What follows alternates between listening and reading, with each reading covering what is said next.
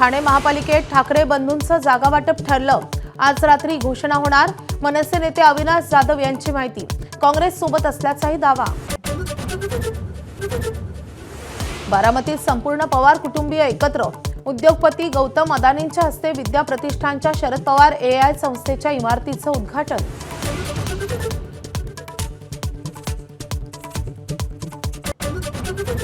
शरद पवारांचा पक्ष फोडण्यात अदानींच्या भावाचा सहभाग होता अशी माझी माहिती। संजय राऊतांचा खळबळजनक दावा।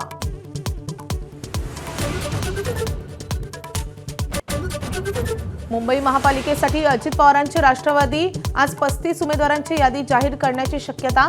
उमेदवारांना AB फॉर्मही देणार असल्याची माहिती। मंगेश काळोखे हत्येप्रकरणी शिंदेचे शिवसैनिक आक्रमक। रायगड जिल्ह्यात ठिकठिकाणी आंदोलन करून हत्येचा निषेध। आरोपींना तातडीने अटक करून शिक्षा करण्याची मागणी। नागपुरात चोरीच्या संशयावरून 3 अल्पवयीन मुलांना बेल्टने मारहाण करणं। पोलीस अधिकाऱ्याला भोवलं। पोलीस उपनिरीक्षक पुरुषोत्तम धोंडेंवर गुन्हा दाखल।